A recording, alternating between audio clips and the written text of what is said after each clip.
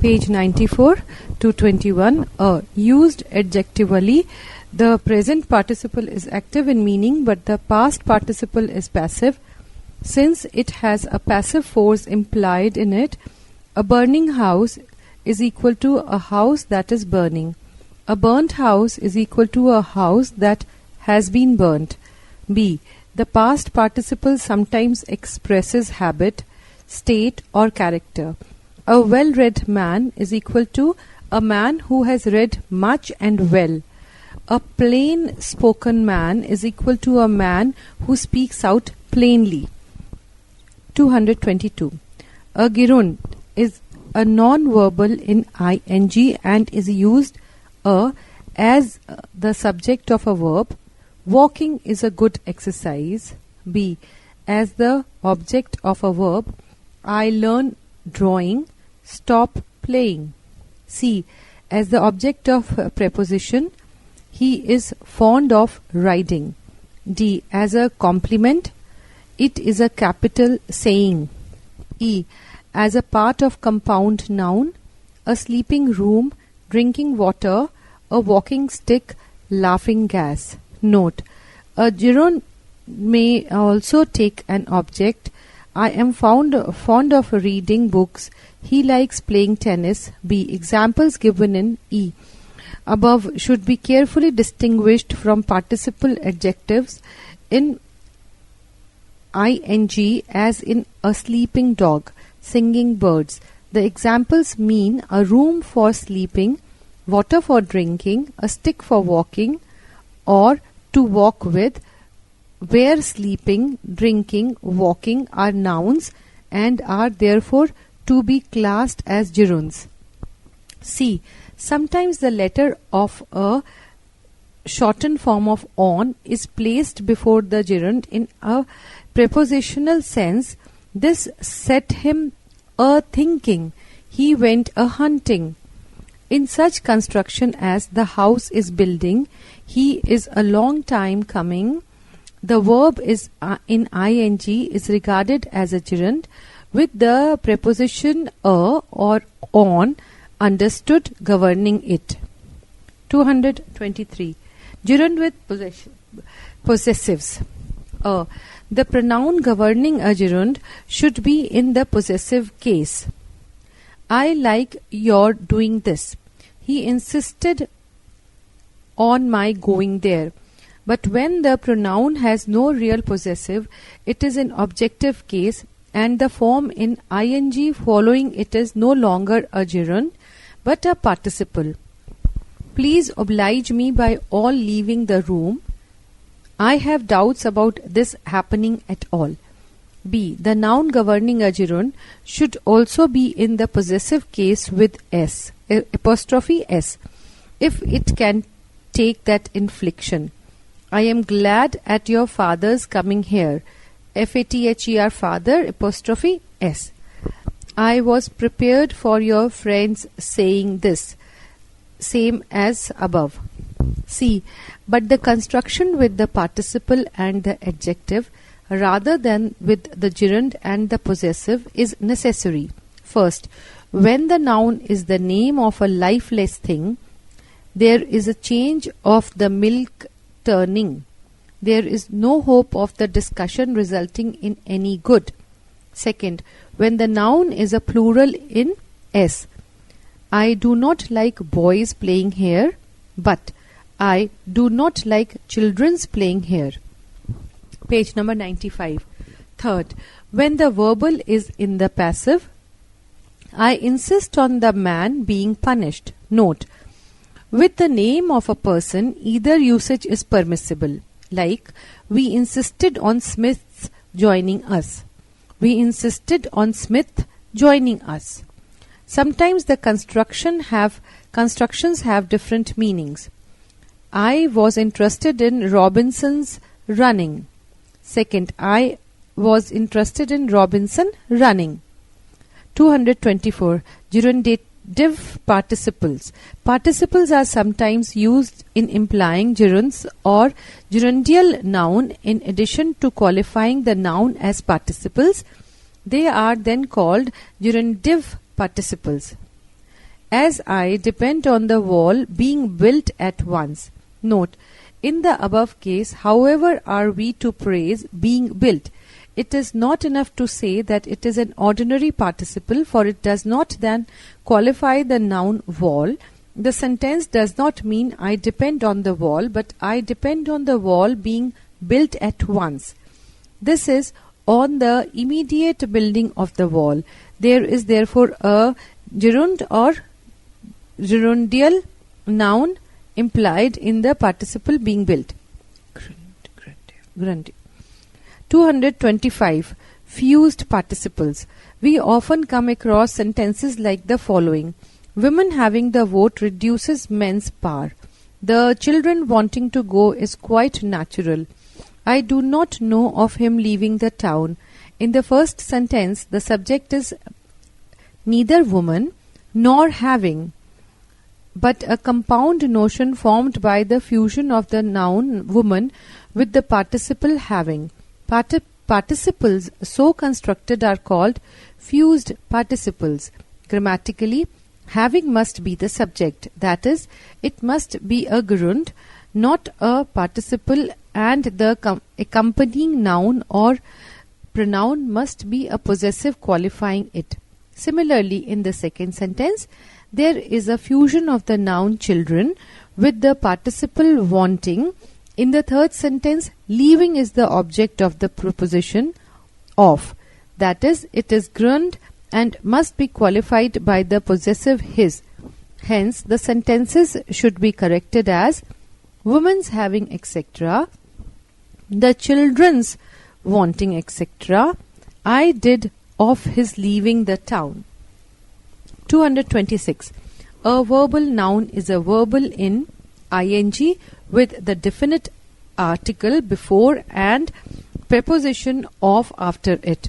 He is engaged in the writing of a letter. I discourage the reading of such books. 227. Present participles, gerunds and verbal nouns distinguished. First, a present participle is a verb and adjective combined, but it is primarily an adjective qualifying a noun, though it takes an object after it when formed from a transitive verb. I found him reading or reading a book. Playing tennis, he gained health. Second, a grunt is a verb and noun combined, but it is primarily a noun and is used as an ordinary noun in a sentence, that is, as subject, object, complement, and may also have an object like a verb when it is formed from a transitive verb. His reading is bad. He is engaged in reading a book. Seeing is believing. He is fond of playing football. Third, the verbal noun is a noun only. It is practically a grunt preceded by the and followed by of. Page number 96. Some, however, recognize no distinction between a grunt and a verbal noun. The term verbal noun is applied to the infinite parts of the verb that act as noun, that is, the infinitive mood and the gerund. By some grammarians, it is used practically of the infinite part in ing that has divested itself completely of verbal force and become a pure noun. It is gerunded from all possible verbal activity by the definite article before and the preposition of after it. 228. Wrong usage of infinitives. Though the infinitive and gerunds are almost synonyms, and though both can be used as nouns, English idioms requires the use of gerund of some kind, and the use of the infinitive is in other cases. Neither of them can be used indiscriminately. It is a question not of grammar but of idiom. Thus write, abstain from speaking evil of others, not to speak. He is addicted to gambling, not to gamble. He aimed at becoming a good painter, not to become. I assisted him in doing the work, not to do. He is bent on going there. He is capable of doing this. He has no chance of winning. He is confident of winning. The Hindus have the custom of burying the dead. He was debarred from competing. I am desirous of going there. He despairs of getting the prize. Desist from opposing me. He is disqualified for holding the post. Don't forget the duty of helping the poor. The navy is equal in strength to performing the task. He is an expert in inventing stories. She excels in painting. He has no excuse for being late. He is fearful of going out alone. Finish doing it. I am fond of playing tennis. I hindered him from doing it. I insist on your doing this, not on you to do this. I am intent on going there, not intent to go there. He is justified in doing this. He meditates resigning. I am under the necessity of going there. He objects to doing the work. He has a passion for studying. He persisted in saying this. Give up the practice of laughing at others. Practice swimming. Who prevented you from going there? He takes pride in doing this. He prohibited us from doing it. He repented of doing or having done it. Refrain from speaking evil of others. He resigned himself to failure, not to fail. He is right in saying this. He succeeded in doing the work. I thought of going to the place. Note, verb of prevention, that is, abstain, debar, desist, disqualify, hinder, prevent, prohibit, refrain, etc., except forbid, are always followed by from and a gerund. Sometimes both forms are allowed. He is afraid to go or of going there. I had the opportunity to do or of doing it. Exercise 25, page 97. Pass the following forms in ing.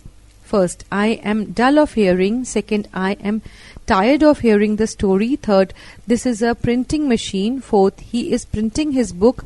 Fifth, the book is printing. Sixth, he is engaged in profession of printing. Seventh, I am prepared for the coming event. Eighth, I am tired of waiting. Ninth, further waiting is useless. 10th, she is a waiting maid. 11th, lying is a sin. 12th, he is eating fruit. 13th, regarding the truth of the statement, I can say nothing. 14th, entering the room, I found him sitting on a chair. 15th, considering his age, he has made much progress. 16th, he is sleeping. 17th, he went away weeping. 18th, success is attained by working diligently. 19th, working diligently, he finished the work in 3 days.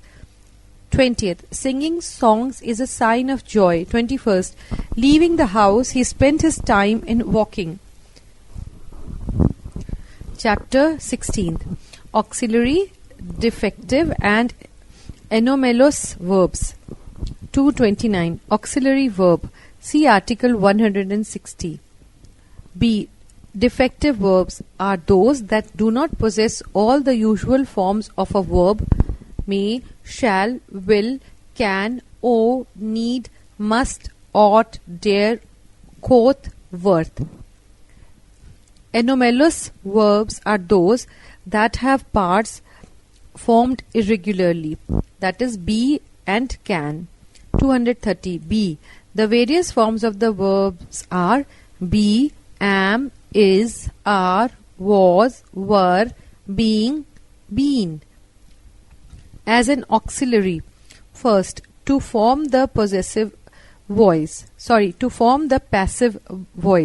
He is known, I was beaten. Second, to form the continuous tense. I am writing, he was reading. Page number 98. Third, with the infinitive to express expectation or possibility. I am to go there. He was to have gone home. Fourth, with the past participle of an intransitive verb. to form an alternative perfect tense. The sun is set, he is gone. B. As an intransitive principle, verb of first, complete predication when it means to exist, God is, can such things be, in bracket exist. Second, incomplete predication, he is a good boy. Note, the form be is occasionally used instead of are, but its use is becoming rare. The power that be. 231. Have. In the bracket, its forms are has, have, having, had. Have is used as an auxiliary to form perfect tenses. Example, I have seen the man, he has done it. B. As a principal verb, meaning to possess, to take part in. I have a pen, we had a game of cricket. C. With the infinitive to express obligation. I have to go, he has to do it. D. To mean cause, C-A-U-S-E, cause. Have it done now. 232. Do has two functions. As an auxiliary, it is used first, immediately before present and past tenses, indicative of other verbs for the sake of emphasis. Do go there, I did go there. Second, in a negative sentence with not, do not go there. Third, in asking a question, did you go there? B. As a principal verb, it is used first as a transitive verb in the bracket is equal to perform. Example, do your duty. Second, as an intransitive verb in the bracket act. This will do as I tell you. Third, as a substitute for a preceding verb to avoid repetition. Hence, it is called a proverb or a substitute verb. Example, he walks faster than I do. 233. Must have has no change of form. The infinitive without to following it is its object. It now refers only to present and future times and expresses a compulsion. Example, you must do it. B. Determination. I must see him punished. C. Certainty. He must be mad. We must all die. D. Duty. We must obey our parents. Note, to denote past certainty, have it often added to must. You must have done it. It is certain that you did it. 234. First, may is used as a principal verb with an infinitive as object to denote first permission. You may go now. May I come? Second, possibility. He may pass. It may rain. Note, the past form might is sometimes used with the present or future, meaning to express greater doubt. He might recover. That is, the chance is very slight. B. An auxiliary verb to form a subjunctive denoting first a wish. May you be happy. May God bless you. Second, a purpose. He works hard that he may pass. Second, might expresses a mild form of request. Might I go now? With the perfect infinite have, it indicates failure on account of an unfulfilled condition. He might have recovered if he had proper nursing. 235. Can expresses first power or ability. Example, he can run. I can help you. Second, permission. You can go. Page number 99. Note, can is sometimes used wrongly instead of may and vice versa. Can denotes positive abilities or physical possibility, whereas may rather implies that there is no physical or normal obstacles to an action. That is, if you look at a cow's hooves, You can see that they are cloven. In here, not may. You cannot use may instead of can. May I go, not can I go. The past form could is sometimes used for can. First, to mean feeling inclined to. I am so glad at the news that I could almost dance for joy. Second, as a polite form of address. Could you tell me the time? Tipping. 236. Dare in the sense of challenge is conjugated in all moods and tenses and is followed by an infinitive with to and has dared for its past tense. He dares or dared me to fight. I dare you to go to do it. B. Dare in sense of venture. The third person singular in the present tense is first dare, usually followed by the infinitive without to, chiefly but not solely in negative and interrogative sentences. Second, dares, usually followed by the infinitive with to in affirmative sentences. Example, he dares to do it. He dare not do it. Dare he do it? No, he dare not. Yes, he dare. Or yes, he dares. C. In the past tense, either dared or durst is used. D-U-R-S-T, durst is used. He dared or durst not do it. He dared do it. He dared to do it. Dared he do it? Dared he to do it? C. In the past tense, either dared or durst.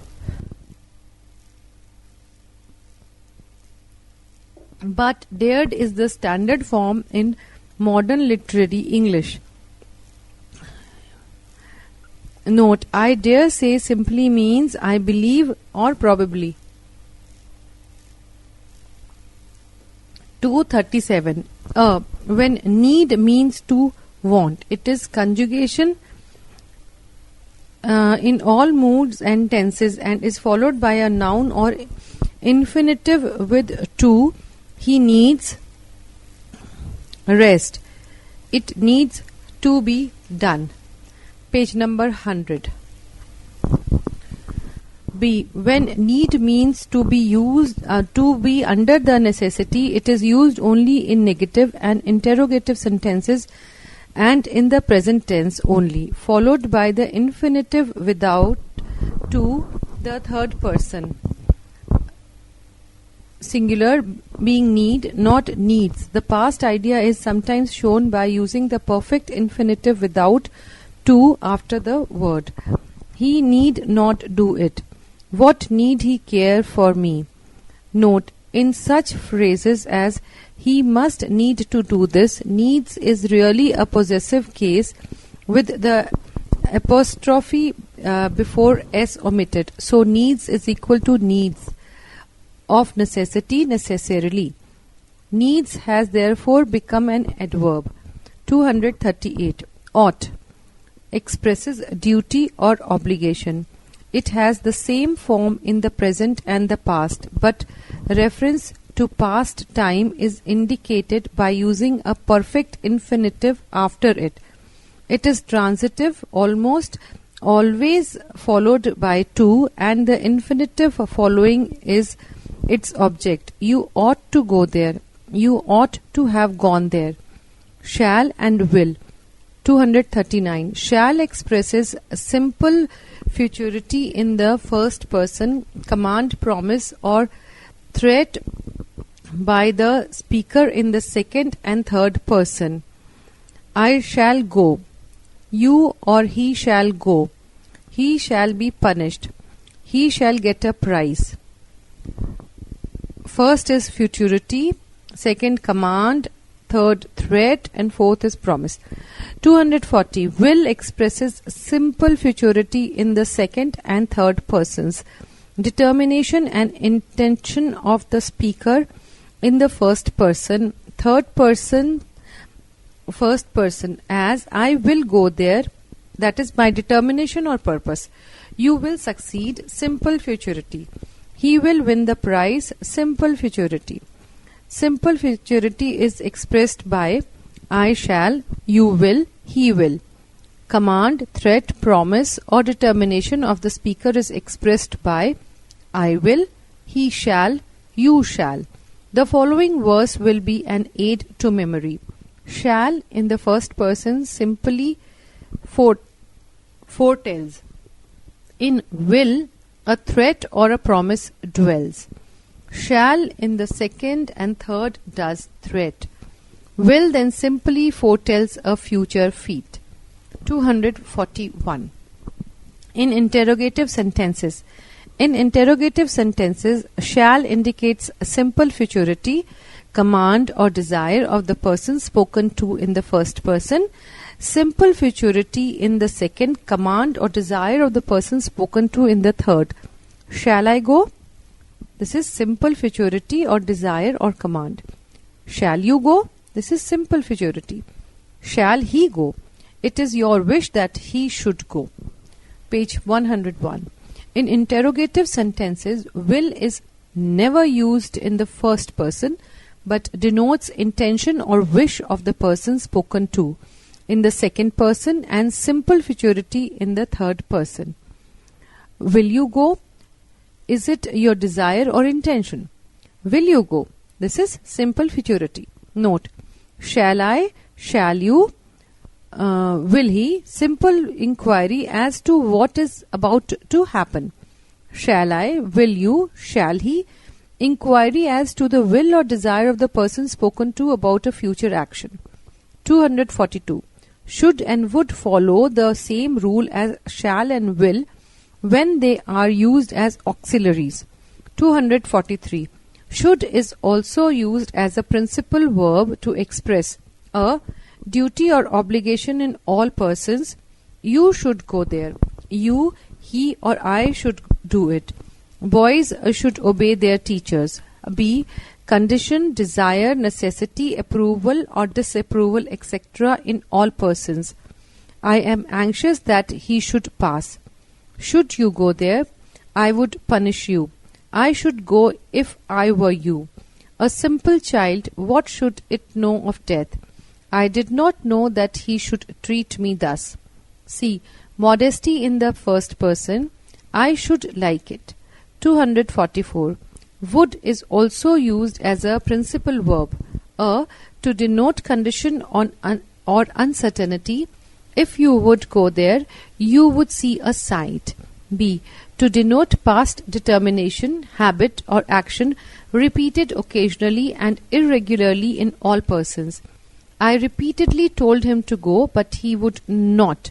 While in Calcutta, he would go to the Maidan, which is a habit. Note, never write he would read in this college, because would can never be used of an action done regularly and continuously. C.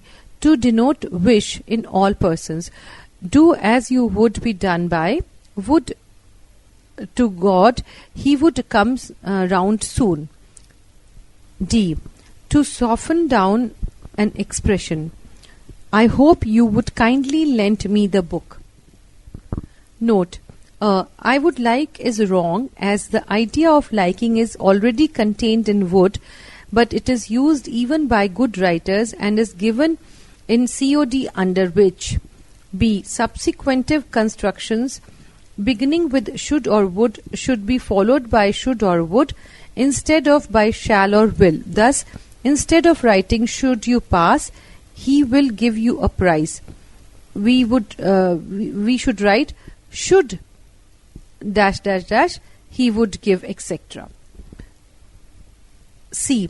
After words denoting intention, desire, anxiety, etc., but not hope or expectation, the auxiliary verb in a clause introduced by that is shall or should, not will or would. I desire that he should win.